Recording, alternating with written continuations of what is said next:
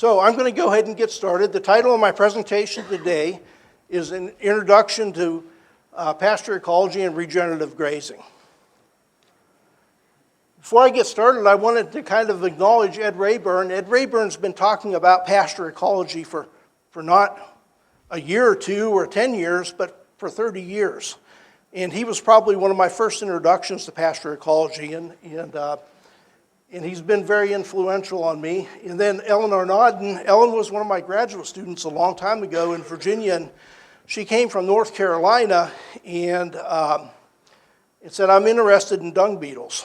And we did a dung beetle project, or two. And I'll show you just a few results from that today. And these two had some input on the slides within this presentation, so I wanted to make sure and recognize them. All right, when we talk about sustainable forage livestock systems, you know, we're really in the business, I know we all think we're cattlemen, right? But we're really in the business of harvesting solar energy and turning it into a product that we can use. And we do that with the ruminant animal in the plant, right? So we're producing food fiber for people to utilize. And we're using a marginal land resource. And this is really important to remember. Our best ground is probably always going to be in row crops, and that's all right. But we really want to have this marginal land resource in something that's going to protect it. And that's really important, and forages do a great job of that. So we want to protect, but not only just protect, but improve our natural resources. And we do that by maintaining a healthy and vigorous sod on that pasture land. And we want our system to be profitable. And I kind of hedge that a little bit. You know, some of us are at a point in our career or our life when profitability maybe takes a second backseat to something else that's important to you. But we want it to meet either that lifestyle goal or it's always better if it's a little bit profitable, right? So I wanted to start out and just talk a little bit about what regenerative grazing is. And one thing that grazers are really great at doing is making up terms for something that we already had in the past. So when we started out, we had rotational grazing, and then we called it rotational stocking, and then we went to adaptive grazing management and management intensive grazing and intensive grazing, and the list goes on and on. Regenerative grazing is kind of at the end of this list, right? So it's kind of unique, but really it's not much different from a well-managed rotational stocking system. Regeneration means to restore to a previous state, so we're taking something that's maybe been a little bit degraded and restoring it. And it's a series of practices that improves pasture productivity, enhances soil health, and promotes healthy water cycles in grassland ecosystems. That's, I think, a pretty good definition for regenerative grazing. Now, we could almost use rotational stocking interchangeably with regenerative grazing, a well-managed rotational stocking system. So rotational grazing and regenerative grazing are going to improve pasture productivity. They're going to decrease runoff from that pasture when it rains and erosion, increase water infiltration, improve drought tolerance of that grazing system. Something we don't talk enough about. When we impose good grazing management on a pasture, we're going to increase the drought tolerance of that pasture. It's not a cure-all, but it's going to allow that pasture to grow longer into that drought and come out of that drought faster. Really important to us with high fertilizer prices is that we're going to strengthen and enhance nutrient cycles within the grazing system. Grazing systems are beautiful in that we don't remove many nutrients. It's not like a crop production system or a hay production system where we're removing large quantities of nutrients. In a well-managed grassland ecosystem, most of those nutrients are being recycled through the plant, through the animal, and back onto the pasture. The last thing I just want to mention is that if you've never used rotational stocking, it really improves animal handling, and that's an important point that we don't talk enough about. When we're out there with those animals and something good is happening every time we interact with those animals, it's going to change the way they behave in that grazing system. And the last thing I want to say is that good grazing management is inherently regenerative, and that's really important to remember. So I didn't invent anything new with regenerative grazing. Nobody did. Good grazing management is inherently regenerative. I always like to start out when we talk about pasture ecology and talk just a little bit about the soil. A lot of our more traditional soil scientists talk about soil is something that's static. They talk about sand, silt, and clay proportions that make up the soil. And certainly sand, silt, and clay are an important part of the soil, but there's lots of other things going on in the soil, and that's what we're going to talk about this afternoon. And this is a definition, and this is not from some crazy website. This is from a very classical soils text that if any of you ever had a soils class in college, you use this text, Brady and Weil. It's a dynamic natural body composed of mineral and organic solids, gases, liquids, and living organisms. And I highlighted that one because that's what I'm going to talk about today, is all the stuff in the soil that we don't really talk enough about, and that's the things that live in that soil. And all these things together can serve as a medium for plant growth. So that's a really nice definition of soil that encompasses not only the sand, silt, and clay, but also the living portion of the soil, which is extremely important. First thing I want to talk about is soil organic matter, and it comes in different types of organic material in the soil. So the first one is biomass, or living plant material in that soil. And then as that dies, that becomes detritus, or dead plant tissue. And so that's kind of plant tissue that's starting to decay, but is still recognizable. And then the stable organic matter is the last part, and it makes up about 40 to 45% of the organic matter in the soil. This active proportion is really important, or this actively decaying proportion of organic matter in the soil. It does a number of things that feed soil organisms. So when we talk about all these other things that live in the soil today, it starts with plant material.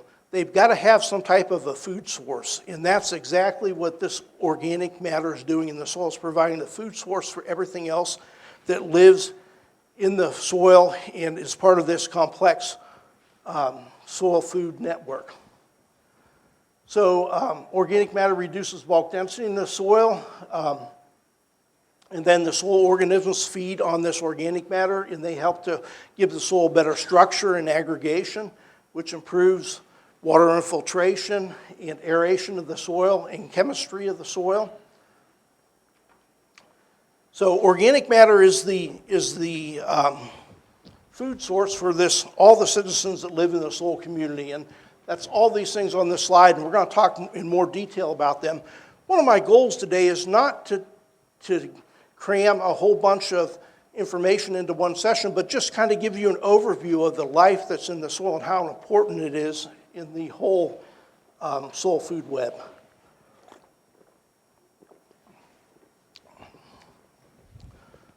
So there's lots of different citizens in the soil community, and they include living plants and their roots, earthworms and slugs and spiders and mites and ants and termites and bacteria and fungi, and the list goes on. And we're going to talk about some of these today and the role that they play in nutrient cycling within the soil.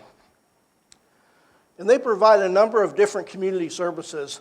And those community services include things like nitrogen fixation, which is extremely important in grassland ecosystems. A sustainable grassland ecosystem will have a strong nitrogen cycle within that system. As we strengthen nutrient cycling within grazing systems, we can start to reduce the amount of commercial fertilizer that we use within grazing systems, and that insulates us as livestock producers from fluctuations in fertilizer markets. We've got nutrient cycling is another function of, or another service of the soil community, and we've got different things that do different things. We're going to talk more about this, but they start to break up plant material, they shred it and decompose it, and then predators feed on the shredders and decomposers. It's really quite a complex cycle. They cause better soil structure and aeration, which improves water infiltration and water holding capacity in the field. And all this feeds into the soil web. And this is kind of a diagram of the soil food web. And I'm not going to spend a lot of time on this, but basically what it shows is bacteria breaking down this, and then The nutrients from the organic matter are fixed in the bacteria, and the protozoa eat the bacteria and release some of those nutrients in the soil, and the nematodes eat the protozoa, and it goes on. And as it goes through this cycle, we're releasing nutrients that the plant can use to grow in our grassland ecosystem. And all these things are an important part of this whole soil food web. This is a table, and I'll just give you the highlights here of what's in a healthy acre of pasture soil. And we have above ground biomass and below ground biomass. Above the ground, we have an animal, a beef cow on 3 acres of pasture. We've got pasture biomass, and we have a total of more than 3,000 pounds of living things above the soil surface. Below the ground, we have a number of different things. If we look at pasture roots, we'll have about 2,500 or 3,000 pounds of pasture roots per acre. If we look at bacteria and actinomycetes, where you've got about a ton of each one of those, think about that. A bacteria, single-celled organism, in 1 acre of healthy pasture, we've got a ton of those, literally at 2,000 pounds. It's absolutely phenomenal how many living organisms are in the soil. We've got 6,000 pounds of fungi. We've got algae and protozoa and nematodes and 625 pounds of earthworms per acre. I mean, it's just mind-boggling. And all these things are working together within the nutrient cycle. And so the bottom line is that in a healthy acre of pasture, we have over 8 tons of living things per acre. I mean, it's just mind-boggling when you think about that. So when you go home tonight, think of yourselves as not just cattle managers, but you're managing all these organisms in this complex soil food web in grassland ecosystem. So I just want to mention some of these important ones in a little bit about what services they do in the soil. And this is soil bacteria. We have more than 2,000 pounds per acre. If we take a teaspoon of soil, it'll have about 100 million bacteria in it. I mean, it's just mind-boggling. And we have decomposers. So when we group the soil bacteria, we can group them in several different groups. The first one is decomposers. So what they do is they break down plant material within the soil. So those plant material that's fallen on the soil surface or plant roots that are dying, they break that down, and as they break that down and consume that plant material, they immobilize those nutrients in the cell structure of the bacteria.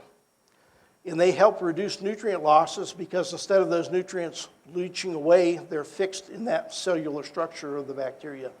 So that we have decomposers. The second group is mutualists, and these partner with plants to do something that's important. And the best example is nitrogen-fixing bacteria. So on clover, in Lespedeza, in alfalfa, we have bacteria that form a symbiotic relationship with that plant. In that relationship, the plant gets nitrogen fixed from the air into a plant available form, and the bacteria get an energy source from sucrose or sugar from photosynthesis. And so each one of those plants are getting something out of that relation. Each one of those partners are getting something out of that relationship. And then we have pathogens, and we do have bacterial pathogens that live in the soil that can cause plant disease. And the last group is less popular, but chemoautotrophs, and those are special bacteria that can actually extract energy from things like nitrogen, sulfur, or iron that is contained in the soil. So some of the services the bacteria do in the soil, they immobilize nutrients, and enhance nutrient cycling and decrease losses from the system. They fix nitrogen that we talked about previously, and that's a really important part of sustainable grassland ecosystems. We want to reduce the amount of commercial fertilizer that we're using in these systems, and one of the best ways to reduce nitrogen is to have a strong legume component in our grassland ecosystems. We like them to make up around 30% of the total dry matter in that pasture. They can suppress disease, improve water movement in the soil through aggregation of the soil or causing the soil particles to come together and allowing more water to infiltrate into the soil. We have nitrifying bacteria which change ammonium to nitrite to nitrate, And nitrate is one of the primary ions that's absorbed through the plant roots into the plant. And then we have some there's kind of specialized bacteria called actinomycetes, and they actually decompose more complex carbohydrates like cellulose and chitin. Talk just a little bit about soil fungi. There's about 6,000 pounds of soil fungi per acre in a healthy grassland.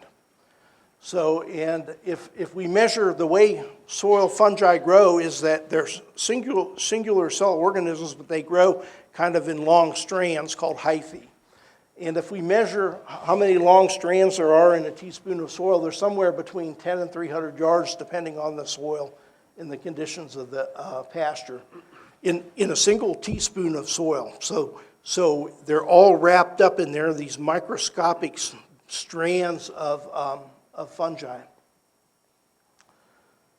So they can be decomposers, so they actually break plant material down. So they're starting to break that plant material down and fix that nutrients being released into the structure of the biomass. And they don't fix all of the nutrients. Some of them get expelled, and the ones that they don't use are available for plant use in grassland ecosystems, and that's an important part of this whole nitrogen cycle. We have mutualists, and again, a mutualist is something that forms a relationship with the plant that's beneficial for both the plant and the fungi.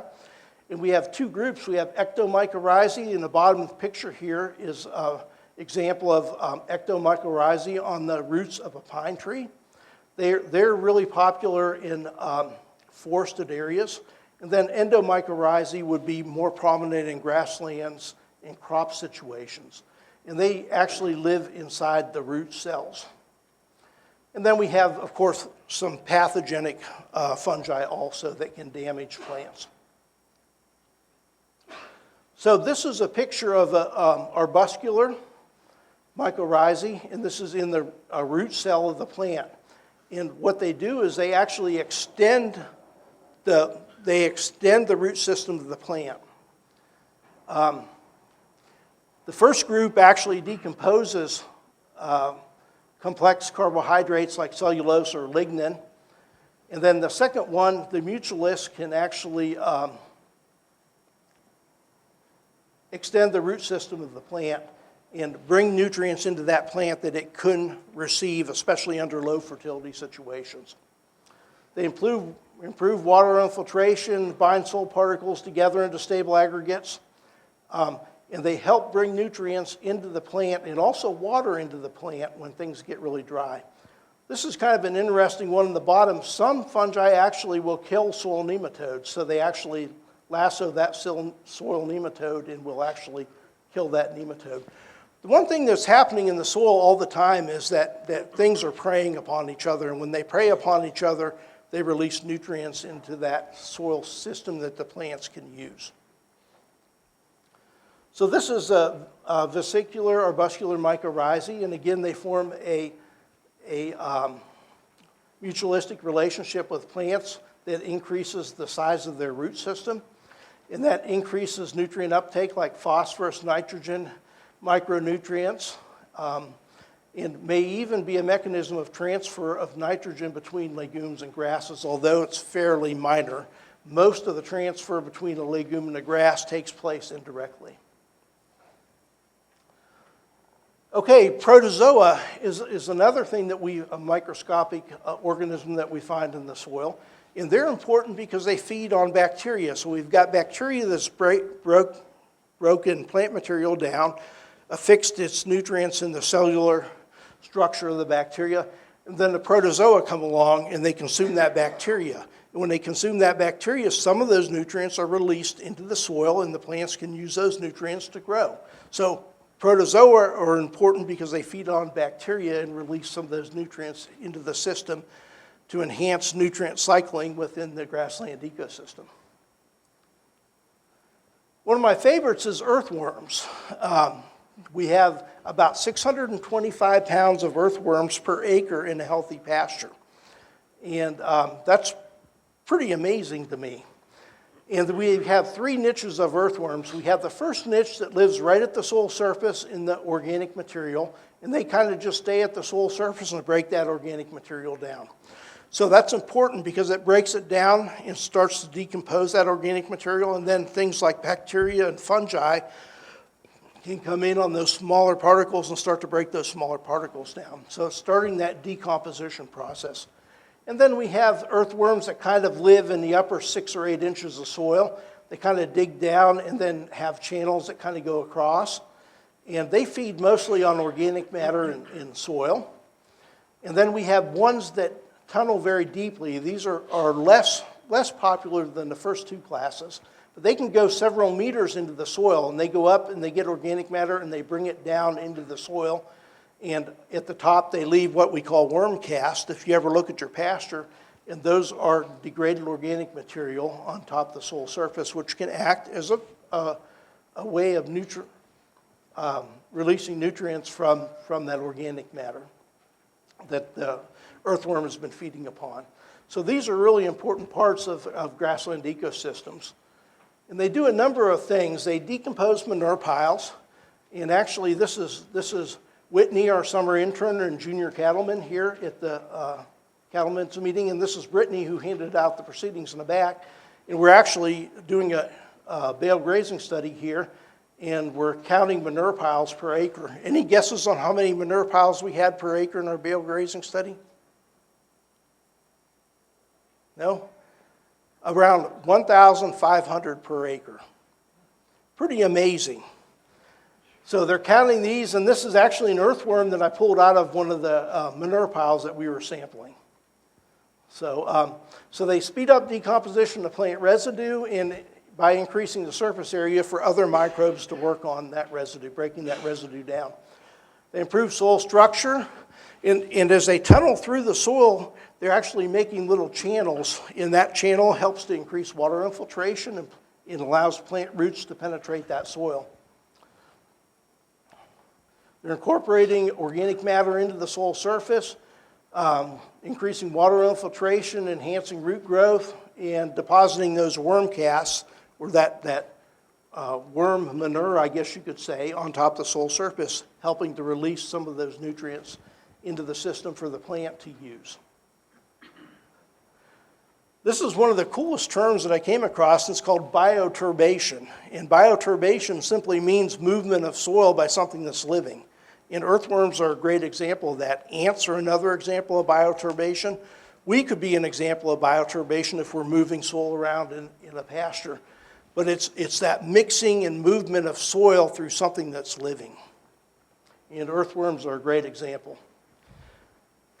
The next group I want to just mention is arthropods, or insects and insect relatives. And they range all the way from something that's microscopic, like in this middle picture here, to something that's large, maybe 1 or 2 inches long, like a millipede within a pasture. And they do several things that are important in enhancing nutrient cycling within grazing systems. The first thing is shredding. We have a group of insects called shredders. So they're taking plant material and they're taking it from a large part into a smaller piece so that other soil microorganisms can work on that soil material. These are larger arthropods, and they're usually on the soil surface. They shred the plant material as they graze for bacteria and fungi on the outside of the plant material.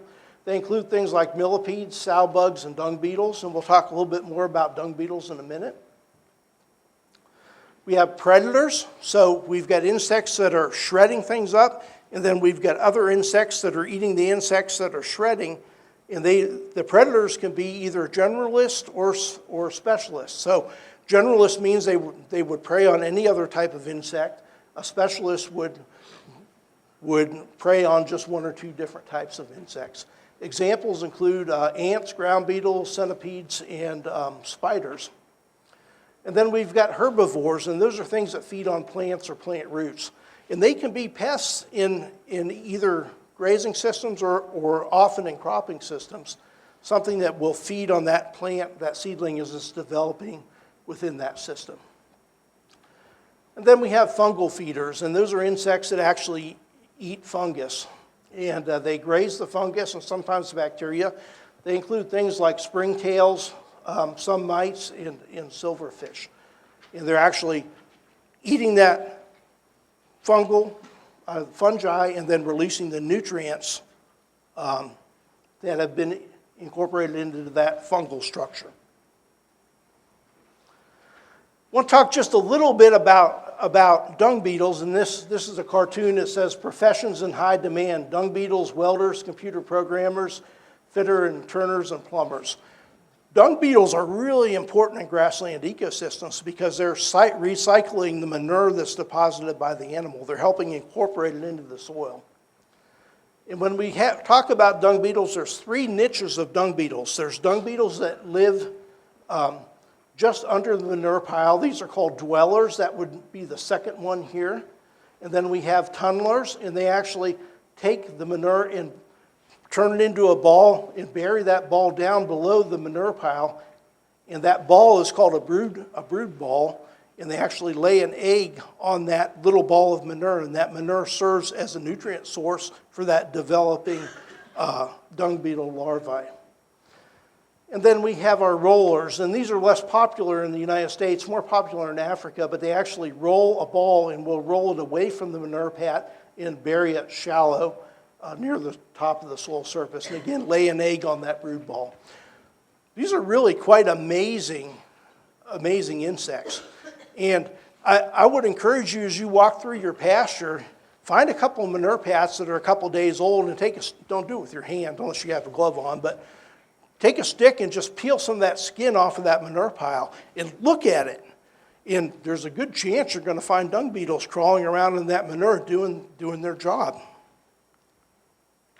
So some of the services: they enhance nutrient cycling.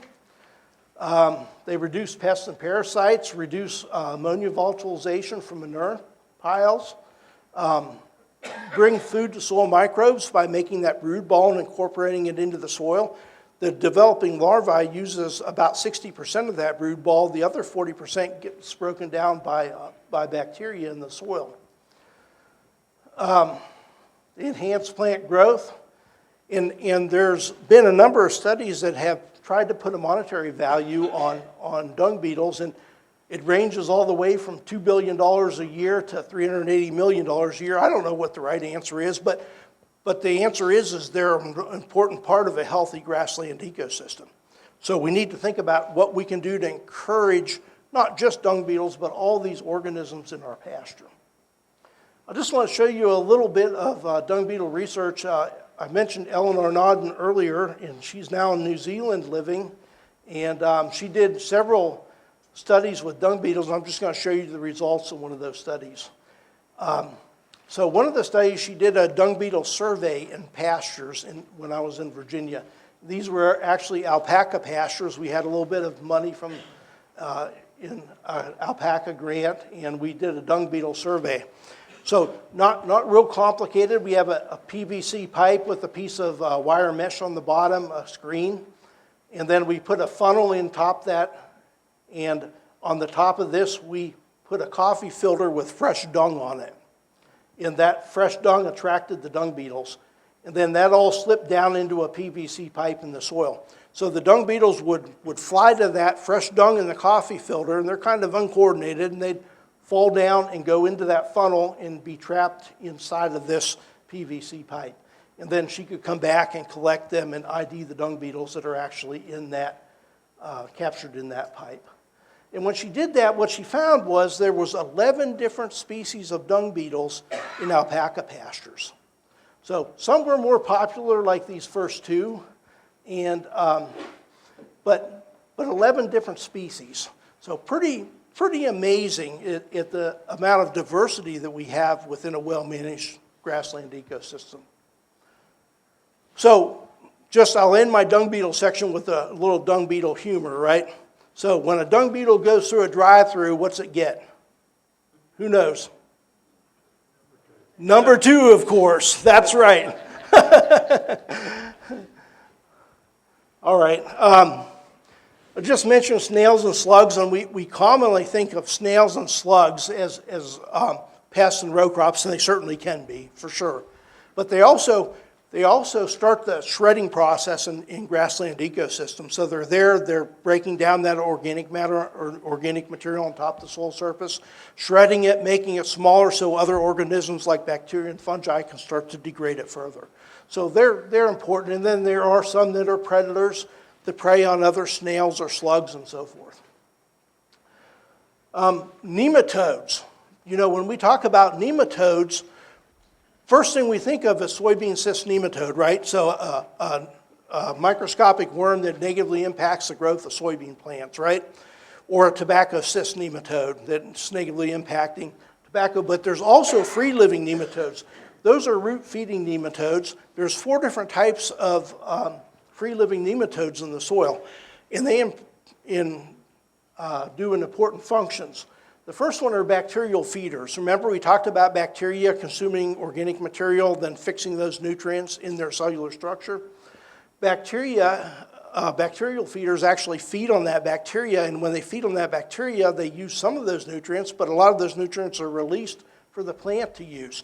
So you can kind of see how these different things fix nutrients and then release nutrients as we go through this soil food web. And then we have fungal feeders, and of course, as the name implies, they feed on fungi in the soil. We have nematodes that eat other nematodes. Those are predatory nematodes. Then we have omnivore nematodes, which is a free-living nematodes that eats everything in the soil system.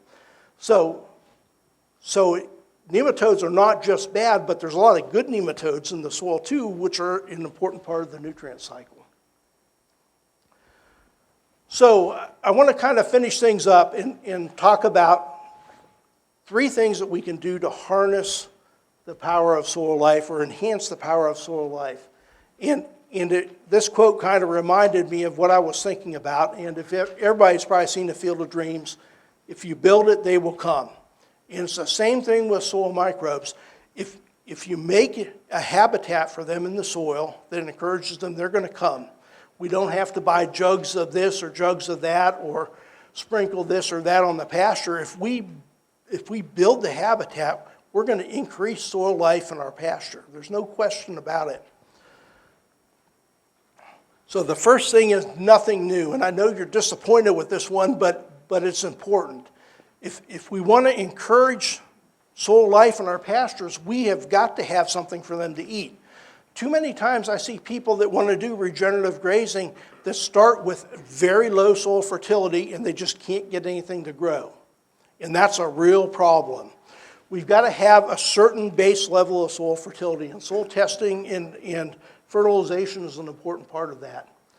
So living in dead plant material provides both shelter and a food source for all these things that live in the soil.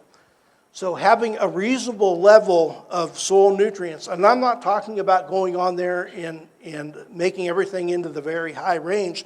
I'm saying keep it in the medium or medium plus range. If we have that, we're going to start to create an environment which encourages the whole soil community. Soil pH is another one. We want to have a pH of around 6.5, could be between 6 and 7, and that's going to encourage all the things that live within the soil, including earthworms and microbes. So use a soil test. We don't have to go out and spend $150 on a soil health test. We just spend $6 or $8, send it to the University of Kentucky, get a good recommendation back for if we need lime or if we need a little bit of chemical fertilizer, or we can use an organic fertilizer if that would be your preference, like broiler litter or whatever. But we want to build that range up to the median level in a pH of 6 to 7. And remember, results of a soil sample are only as good as your sample. So if you do a bad job taking your sample, the results are not going to be very good. We've got a great soil testing, soil sampling publication that's in your proceedings. Or you can go to your extension office and get a copy of this. The second thing that you can do to encourage soil life in your pastures is set a sustainable stocking rate. And this is really important. And I'm going to talk just a little bit about this diagram, but on this diagram we've got a couple of different lines here. On the bottom axis, or the x-axis, we have stocking rate, and it's increasing as we move to the right. On this we have animal output. The dotted line is output per individual animal. The solid line is output per land unit area, animal output per land unit area. So as we start to increase stocking rate, our individual animal performance, denoted by the dotted line, goes down. And that's okay. As we increase stocking rate, our output per unit land area goes up. Where these two lines cross at, we're in the optimal zone for stocking rate. So getting this right is really important. If you're overstocked, and that's kind of what this shows, this unstable or overgrazed area here, if you're overstocked, the whole system is going to crash. Individual animal performance is going to be terrible, and output per unit land area is going to be terrible. So getting this right is really critical first step in establishing a healthy grassland ecosystem, in enhancing all these things that live within the soil that are going to encourage nutrient cycling. And there's a number of factors that impact stocking rate. Your soil resource is one of those. So if you have a really good soil like we would in, say, Todd or Christian County, deep, fertile soil, your stocking rate can be higher. If you're in Eden Shale and you're on a hill slope that's steep and shallow soils that are really shaly and have low water holding capacity, your stocking rate is going to be lower. So soil has an important influence on stocking rate. Now, I'm not saying you can't make that hill slope better with good grazing management, but it has some inherent limitations in it. Rainfall area that you're in, as you go west and the rainfall becomes less, stocking rate is going to be lower. And then grazing management. As we switch from a rotational continuous stocking system to rotational grazing, we're going to see about a 30% increase in pasture productivity. In Kentucky, it's going to be somewhere between 2 and 4 acres per cow-calf unit. It's going to be, with 3 probably being the sweet spot if you want to do a little bit better job extending grazing. The last one is implement rotational stocking. So somehow, if we want to start to manage our soil community, we've got to have a way to manage both the food source and the habitat. So we've got to go into it with the right attitude. Don't do it because I told you to do it, or Ray told you to do it, or Seth told you to do it. Do it because you want to do it. If you go into it and say, well, this is never going to work, chances of you being successful are pretty slim. Water's key, so getting the water in the right place in the pastures is really important, and NRCS can help you with watering infrastructure. Rotational stocking allows us to manage 2 things: how closely those pastures are grazed and how much rest they get between grazing events. And those are both important for increasing the productivity of the pasture and the drought tolerance of that pasture. What we do to the top of that plant impacts what's below the soil surface. So if I graze that plant so it looks like this tabletop, we're going to limit root growth, and we're going to have a smaller root system that is more prone to drought stress. We're going to increase nutrient cycles with improved manure and dung distribution within the pastures. Rotational stocking is a powerful tool for managing botanical composition. So just by how we graze that pasture, how close and how frequent, we can shift what plants are dominant within that sward. And then the most important part for this talk is that we're managing habitat when we start to talk about rotational stocking. We're managing the food in that pasture, so how much organic material is there, and then we're managing shelter for the soil organisms. If we graze really close, we're going to change the habitat and decrease the habitat for those desirable soil organisms. I want you to remember when you go home today that you're managing much more than just cattle and plants in your pastures. You're managing all these different things that live in the soil. And that the most important part of this whole system is you. You're making the decisions on how things are managed. It's not the nitrogen-fixing bacteria, it's not the earthworms or the dung beetles, it's you. You're making that decision on a daily basis on how to manage this whole grassland ecosystem. These are just a few of the resources that I found helpful over the years. And with that, I think I better move on to our next speaker. One question and then we'll move on. As we come out of the winter and you have dung piles,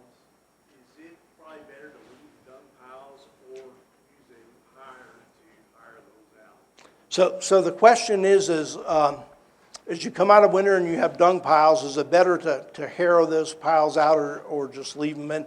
I haven't seen a lot of research that shows that harrowing dung piles is economically beneficial. So I would say leave them, and hopefully if you have a strong dung beetle community, it'll start to break down some of those piles, and earthworms too. All right, let's move on to our next speaker. It's my pleasure to introduce our next speaker, Mr. Seth Watkins from western Iowa. He'll tell you a little bit more about his home place. One of the reasons I wanted to bring Seth to you today is that when we talk about regenerative agriculture, it's really not just one thing that we do, but it's kind of a journey that we set off onto. And Seth's been on that journey for a long time. And I wanted him to kind of share that journey with you, some of his successes, some of his failures, some of his challenges along the way.